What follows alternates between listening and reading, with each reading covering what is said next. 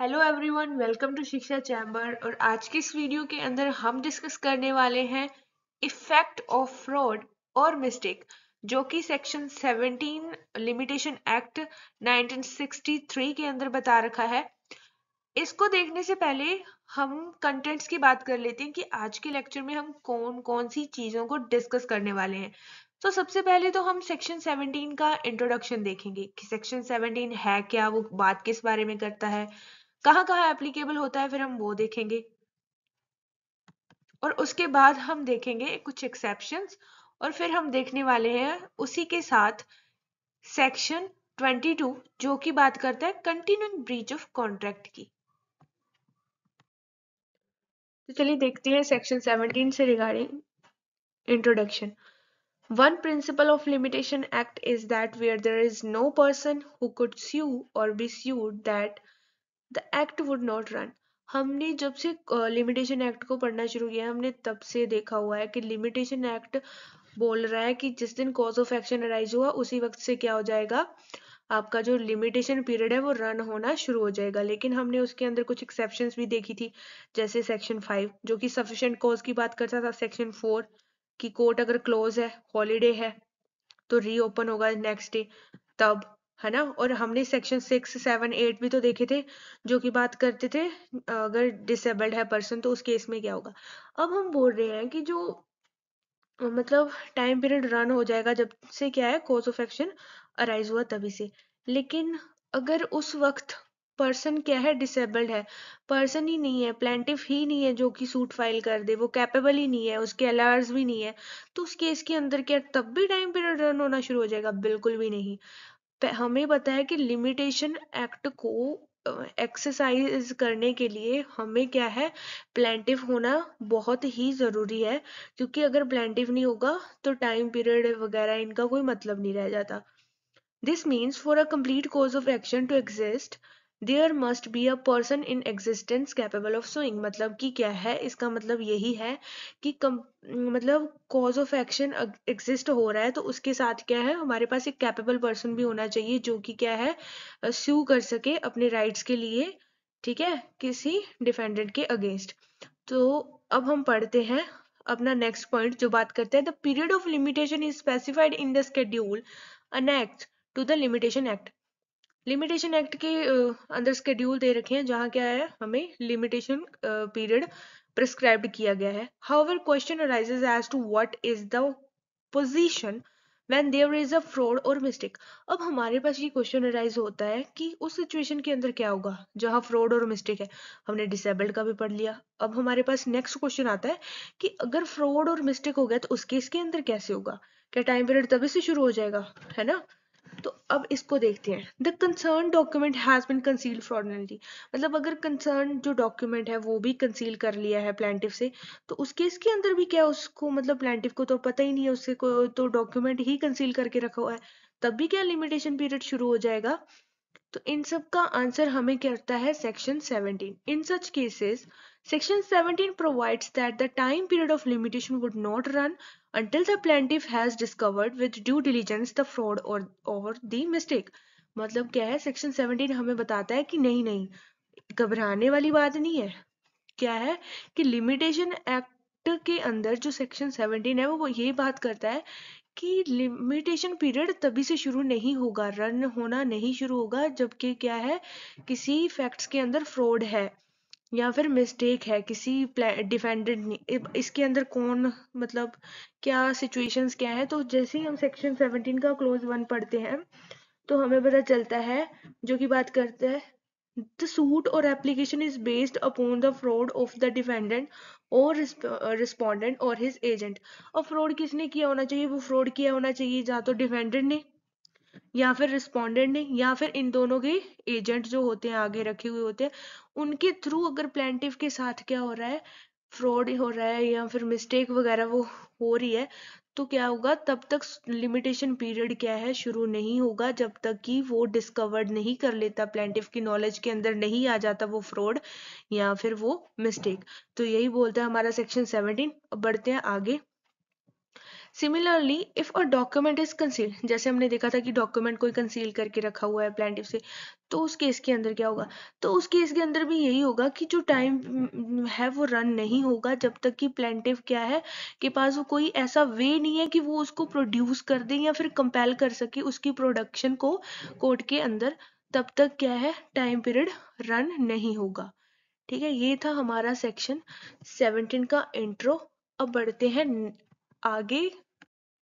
अब जो सेक्शन 17 है वो एप्लीकेबल किसके ऊपर होता है, तो सेक्शन जो 17 है, सबसे पहले यही लाइन बताई गई है अपने फर्स्ट पॉइंट के अंदर कि जो सेक्शन 17 है वो एप्लीकेबल होता है सूट्स पे या फिर एप्लीकेशन पे, जो कि जिनका क्या हो रखा है, जिनको फ्रॉड या फिर मिस्टेक ऐसे करते हुए पार्टी ने क्या कर दिया, अपोजिट पार्टी ने प्लेंटिफ के समक्ष रख दिया है। टू एनी सूट और application based on fraud of the opposite party, ये जो रूल है सेक्शन 17 का वो एप्लीकेबल होता है सूट्स पर और एप्लीकेशन पर, जो कि किसके थ्रू हो रही है, अपोजिट पार्टी कौन है यहाँ, डिफेंडेंट, रिस्पोंडेंट या फिर उनके एजेंट्स जो हैं उनके थ्रू फ्रॉड किया जा रहा है अगर प्लेंटिफ के साथ, तो उस केस के अंदर प्लेंटिफ को काफी आगे जाकर पता चलता है, जैसे कि एक सूट को इंस्टीट्यूट करने का टाइम पीरियड होता है 3 साल, लेकिन क्या होता है 3 साल निकल के और उसके बाद प्लेंटिफ को पता चलता है अरे ये तो मेरे साथ फ्रॉड हुआ था, जिस दिन से उसको पता चलेगा ना कि ये तो फ्रॉड था, तो उसी दिन से टाइम पीरियड रन होना शुरू होगा। अब सेकंड पॉइंट बात करते हैं, the knowledge of the right or title is concealed by fraud. अब बाय फ्रॉड से क्या कर दिया उन्होंने, कंसील कर दिया प्लेंटिव का टाइटल, यानी कि या फिर उसको जो उसका राइट था ना उसकी नॉलेज ही उसको उससे कंसील कर दी। फॉर एग्जाम्पल कि कोई विल डीड, सेल डीड या फिर कोई मॉर्टगेज डीड वगैरह ऐसा कुछ उससे कंसील कर दिया जाता है डिफेंडेंट के थ्रू, तो सेक्शन 17 एप्लीकेबल होगा। थर्ड पॉइंट बात कर रहा है where the suit is for a relief from the consequences of a mistake sorry, where the suit is for a relief, जहाँ सूट क्या है रिलीफ के लिए लगाया जा रहा है, जो कॉन्सिक्वेंसेस किसके थ्रू हो रखे हैं, मिस्टेक के थ्रू क्रिएट हुए हैं वहां। और फोर्थ पॉइंट हमारा बात करते हैं where the concerned document has been fraudulently concealed by the defendant, ये भी वही है कि जहाँ क्या है कोई कंसर्न डॉक्यूमेंट था कोई प्लेंटिफ के मतलब, जैसे फॉर एग्जांपल हम देखते हैं कि दोनों को ए और बी दो सन थे, किसके थे, सी के थे, तो क्या कर दिया बी, जब पता चलता है बी को कि अरे ये प्रॉपर्टी तो मतलब पापा ने हम दोनों के नाम कर दी, ठीक है, तो वो क्या करता है वो उससे कंसील कर लेता है वो चीजें, ठीक है, वो डॉक्यूमेंट कंसील कर लेता है ऐसा कुछ। अब उसको तो पता ही नहीं है ना कि हाँ मेरे पास भी है, उसकी भी प्रॉपर्टी के ऊपर बी ने क्या कर लिया, कब्जा कर लिया। तो ऐसी सिचुएशंस के अंदर फ्रॉड किया उसने, कहा कि नहीं नहीं कुछ भी ऐसा बोलता है करता है वो फ्रॉड, फ्रॉड के तरीके से, तो क्या हो जाता है उस केस के अंदर भी ये एप्लीकेबल होगा। देख लेते हैं सेक्शन 17 के रिगार्डिंग कुछ एक्सेप्शंस। देखिए सेक्शन 17 जब हम डायरेक्ट खोलते हैं तो उसके नीचे हमें एक प्रोवाइजो देखने को मिलता है, तो प्रोवाइजो का मतलब यही होता है एक्सेप्शंस, ठीक है। तो अब देखते हैं कौन कौन से एक्सेप्शंस की बात कर रहे हैं। तो सबसे पहले पढ़ते हैं the above rule of time not running. कौन सा रूल, सेक्शन 17 के अंदर हमने जो भी अभी रूल पढ़ा है वो एप्लीकेबल नहीं होता किन केसेस पे, recover, to enforce a charge or to set aside any transaction relating to property which is purchased for value by a person who is not a party to fraud or who did not know about the fraud। यानी कि इसको एक example के through समझते हैं। सबसे पहले एक एग्जाम्पल देखते हैं, उससे ही अच्छे से समझ आएगा। फॉर एग्जाम्पल ए और बी के अंदर क्या है, कॉन्टेक्ट हो गया किसी प्रॉपर्टी के रिगार्डिंग। अब बी ने क्या कर दिया, फ्रॉड किया था, फ्रॉड को एग्जिस्टेंस में लाते हुए ए को प्रॉपर्टी सेल कर दी। अब ए को कुछ पता नहीं था, ठीक है, ए क्या था, एक व्यापारी था, उसने आगे आगे मतलब ऐसे उसको तो बिजनेस ही ये था कि वो एक से प्रॉपर्टी लेता था अगले को बेचता था, ऐसा सा कुछ सीन था। अब ए ने क्या कर दिया, ए को पता नहीं था, ठीक है, कि उसने मेरे साथ फ्रॉड किया है। पहले तो वही जो हमने अब तक सेक्शन 17 में पढ़ा। अब क्या हो गया, अब एक थर्ड पार्टी सी आ गई, वो तो ना उस वक्त वो प्रेजेंट थी जब बी और ए ने क्या किया, कांटेक्ट किया, ना ही उसको पता था कि जो बी ने प्रॉपर्टी सेल की है ए को, वो क्या है, फ्रॉडलेंटली की गई है, मतलब फ्रॉड से की गई है, उसको कुछ पता नहीं था। अब उसने ले ली वो प्रॉपर्टी। तो इस केस के अंदर मतलब अब जो ए है वो क्या है, सी के अगेंस्ट कोई रिकवरी के लिए या फिर सेट असाइड करवाने के लिए उस सेल डीड को कोई वो क्या नहीं करेगा, सूट वगैरह इंस्टीट्यूट नहीं करेगा, एप्लीकेशन वगैरह इंस्टीट्यूट मेड नहीं करेगा। यही बदलता है सेक्शन 17 की पहली एक्सेप्शन जो कि प्रोवाइजो के अंदर दे रखी है। एक बार फिर से पढ़ते हैं इसको, फिर समझ आएगा। The above rule of time not running is not applicable to cease to recover. मतलब ये जो टाइम पीरियड है ना, जब उसको प्लेंटिफ को पता चल गया कि हाँ भाई मेरे साथ तो फ्रॉड किया था, मैंने आगे सी को भेज दी, तो इस केस के अंदर अब वो क्या है, जो ए हमारा प्लेंटिफ है वो रिकवरी का केस, रिकवरी का सूट या फिर सेट असाइड का सूट नहीं फाइल कर सकता, नहीं इंस्टीट्यूट कर सकता, किसके अगेंस्ट, सी के अगेंस्ट। ठीक है, क्योंकि सी को तो कुछ पता ही नहीं था ना पहले आपके अंदर क्या कांटेक्ट हुआ है, कि फ्रॉड से हुआ है या नहीं, वो तो पहले पार्टी भी नहीं था आपके कांटेक्ट की, है ना। तो अब जो सेकेंड एक्सेप्शन है वो ये है, similarly in the case of mistake. Same अगर मिस्टेक का केस है तो भी जो बोनाफाइड परचेजर है ना, जिसने गुड फेथ के अंदर वो प्रॉपर्टी खरीदी है, जिसको कुछ नॉलेज ही नहीं थी फ्रॉड वगैरह की, मिस्टेक वगैरह की, तो वहां पे भी क्या है, वो भी प्रोटेक्टेड है, उसके अगेंस्ट भी ये प्लेंटिफ को जो पता चल जाएगा तो वो सूट फाइल नहीं कर सकता, इंस्टीट्यूट नहीं कर सकता। थर्ड है, where there is a concealed document. Same बात कंसील्ड डॉक्यूमेंट के केस के अंदर भी है। The bona fide purchaser for value who did not know that was a concealed document, वो क्या है यहाँ इसके अंदर प्रोटेक्टेड है। ठीक है, किसको प्रोटेक्ट कर रही है एक्सेप्शंस हमारी, जो बोनाफाइड परचेजर है उसको। अब देख लेते हैं इसका पर्पस क्या था, इन जो एक्सेप्शंस को हमने अभी पढ़ा उसका पर्पस क्या है, क्यों उसको मतलब लेके आए हम सेक्शन 17 के अंदर। तो इनका जो पर्पस है ना वो ये है कि ये प्रोटेक्शन देते हैं बोनाफाइड इनोसेंट परचेजर होते हैं ना जो, उनको। These provisions are made to protect the interest of the bona fide innocent purchasers.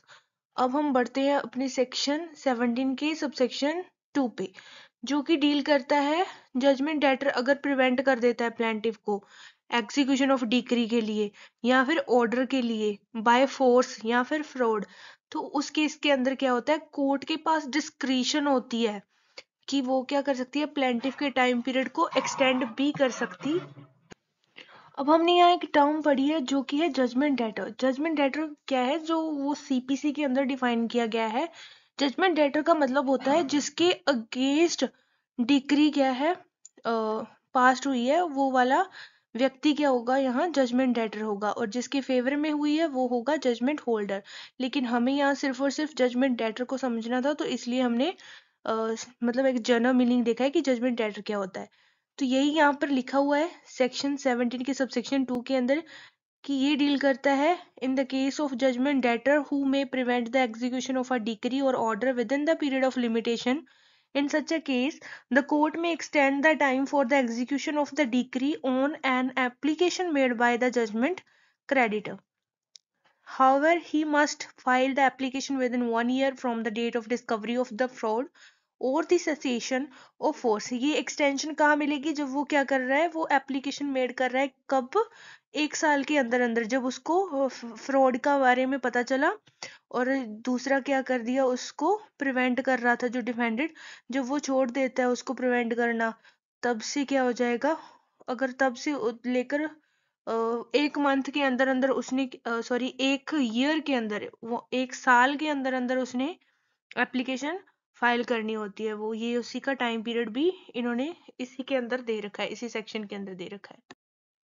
Section 17 के बाद एक और छोटा सा सेक्शन है, वो है सेक्शन 22, जो बात करता है continuing breach of contract and torts की, तो उसी को भी साथ में डिस्कस कर लेते हैं। सेक्शन 22 क्या बोलता है, that where there is a continuous breach of contract or commission of tort, a fresh period of limitation begins to run during such breach or commission continues। इसके अंदर क्या है, फॉर एग्जाम्पल ए और बी के बीच में क्या हुआ, कॉन्ट्रैक्ट हुआ कि ए जो है पर डे क्या करेगा, बी को गुड्स डिलीवर करेगा, लेकिन ये क्या करता है, ए जो है वो एक दिन उसको बी को गुड्स डिलीवर नहीं करता। अब उनका कॉन्ट्रैक्ट क्या था कि वो पर डे उसको बी को क्या करेगा, गुड्स डिलीवर करेगा। यहाँ ए ने एक दिन गुड्स डिलीवर ना करके क्या कर दिया, ब्रीच ऑफ कॉन्ट्रैक्ट कर दिया। तो अब क्या हो गया, बी के पास क्या राइट आ गया कि वो सू कर सकता है ए को, है ना, कंपनसेशंस के लिए। लेकिन क्या होता है कि ए बी के बोलता है चल तूने एक दिन नहीं किए, कोई बात नहीं, अ, अब मतलब मैं माफ करता हूँ, अगली बार से ध्यान रखना। और फिर से वो क्या करते हैं, ड्यूरेशन शुरू हो जाती है, वही सेम चीजें शुरू हो जाती हैं। फिर क्या करता है ए, फिर से उसको एक दिन गुड्स डिलीवर नहीं करता, उसके बाद दिन अगले दिन नहीं करता। तो इसका क्या हो गया, अब जो कंटिन्यू, अब क्या हो गया, कंटिन्यूस ब्रीच कर दिया ना, ए ने पहले भी किया था अब भी किया था। तो अब जो टाइम पीरियड है वो पहले से शुरू नहीं होगा, दूसरे से शुरू होगा, क्योंकि कंटिन्यू हो रहा है ना। जब भी वो ब्रीच के बाद ब्रीच करता जाएगा तभी से क्या हो जाएगा, फ्रेश पीरियड ऑफ लिमिटेशन क्या हो जाएगा, बिगन हो जाएगा। यही बोलता है सेक्शन 22। और इसके अंदर जो इसेंशियल रिक्वायरमेंट है ना, वो यही होती है कि जो और ये ब्रीच है ना, वो किस नेचर का होना चाहिए, कंटिन्यूस नेचर का होना चाहिए। The essential requirement is that there should be a continuous breach of contract or commission of टोट। अदरवाइज अगर कंटिन्यूस ब्रीच नहीं है तो क्या होगा, ये सेक्शन एप्लीकेबल ही नहीं होता। ये वही इलस्ट्रेशन है जो हमने की थी, इसके अंदर था अगर वो एक दिन उसने डिलीवर नहीं किए तो अब यहाँ से क्या हो गया, टाइम स्टार्ट हो जाएगा उसका, क्योंकि उन्होंने आगे फिर कॉन्ट्रैक्ट को कंटिन्यू किया ही नहीं। There is a no continuous breach, तो इसके अंदर कंटिन्यूस ब्रीच भी नहीं हुआ।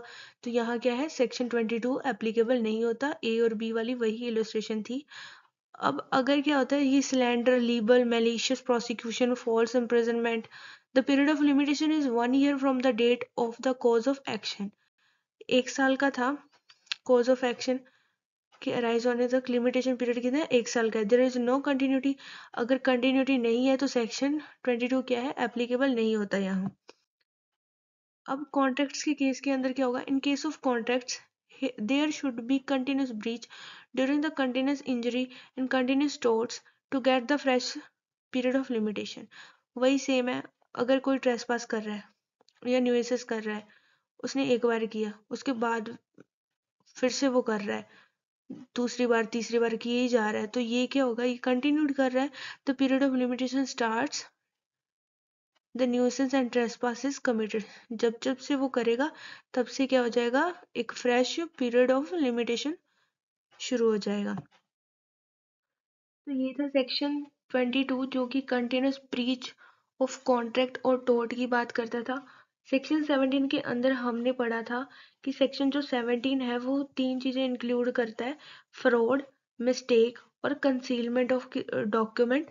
तो इन तीनों केसेस के अंदर जो टाइम पीरियड है वो कैसे रन होगा, कब से शुरू होगा, ये सब बातें हमने सेक्शन 17 के अंदर ऑलरेडी डिस्कस कर ली हैं। और जो एक बात और, जो एप्लीकेबिलिटी का हमने पार्ट पढ़ा था, उसके अंदर ये सिर्फ और सिर्फ सूट्स और एप्लीकेशंस के ऊपर ही क्या है, एप्लीकेबल होता है। जो अपील के केसेस होते हैं उसके अंदर सेक्शन 17 एप्लीकेबल नहीं होता। तो हमने कुछ एक्सेप्शंस भी पढ़ी थी जो कि प्रोटेक्ट करती हैं किसके इंटरेस्ट को, बोनाफाइड परचेजर होता है उसके इंटरेस्ट को। तो ये था हमारा सेक्शन 17 और सेक्शन 22।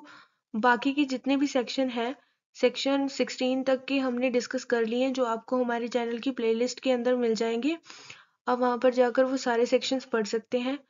आगे और ऐसी लिमिटेशन रिगार्डिंग वीडियोस देखने के लिए please like, share, comments and subscribe my YouTube channel @शिक्षा चैम्बर।